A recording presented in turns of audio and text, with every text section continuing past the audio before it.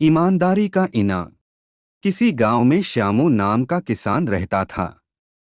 स्वभाव से वह बहुत ही अच्छा था। उसका एक खेत था जो बहुत छोटा था, जिस कारण उसके बड़े परिवार की गुजर बसर बहुत मुश्किल से ही हो पाती थी। श्यामू अपने खेत में बहुत मन लगाकर काम करता, लेकिन खेत छोटा होने के कारण काम कुछ ही घंटों में खत्म हो जाता था। उसके बाद वह खाली रहता था। काम के बाद का खाली समय श्यामू को बिताना भारी पड़ता था। इसलिए उसने एक दिन सोचा कि क्यों न इस खाली समय में गांव के ही सेठ जी के खेत पर मजदूरी कर लिया जाए। इससे खाली समय भी कट जाएगा और घर में पैसे की कमी भी कुछ दूर हो जाएगी। गांव के सेठ जी बड़े भले इंसान थे। श्यामू जब उनसे काम मांगने गया तो सेठ जी ने कहा, तुम्हें मेरे खेत पर मजदूरी करने की जरूरत नहीं है। आज से मैं पूरे खेत की जिम्मेदारी तुमको देता हूँ। जो भी फसल होगी आधा मुझे दे देना और आधा तुम ले जाना। सेठ जी के इस भले व्यवहार से श्यामू बहुत खुश हुआ और अगले ही दिन उनके खेत पर काम शुरू कर दिया। वह प्रतिदिन सुबह सबसे पहले अपने खेत का काम खत्म करता और फिर सेठ जी के खेत में काम करने चला जाता था। एक दिन दोपहर को जब श्यामू सेठ जी के खेत में हल चला रहा था, उसी वक्त उसका पैर किसी सख्त चीज से टकराया।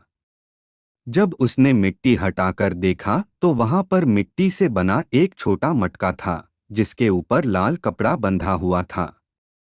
श्यामू पहले तो थोड़ा डर गया, लेकिन फिर भी उसने थोड़ा साहस करते हुए मटके पर बंधा कपड़ा हटाया। जैसे ही उसने मटके के अंदर देखा, उसके आश्चर्य का ठिकाना न रहा। उसमें सोने के कई आभूषण थे।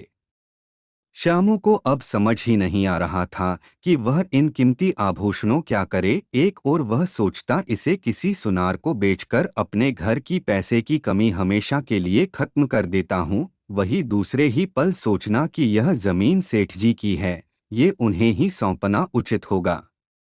काफी देर तक उलझन में पड़े रहने के बाद वह अंत में सेठ जी के घर ही गया।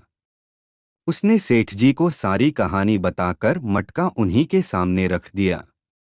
मिट्टी का वह मटका देखकर सेठ जी उसे पहचान गए और बोले, ये मेरी दादी के आभूषण हैं।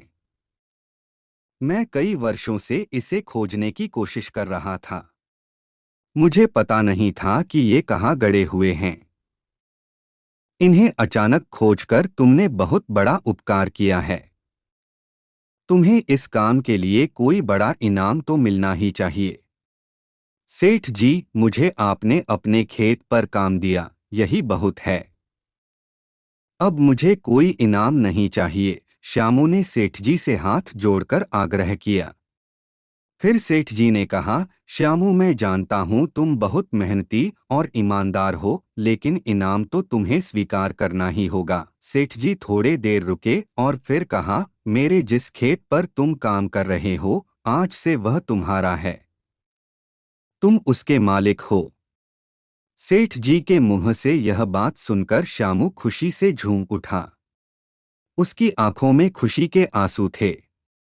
वह मन ही मन सोच रहा था कि यदि वह लालच में पड़कर अपनी ईमानदारी को भूल जाता तो उसे इतना बड़ा इनाम नहीं मिलता।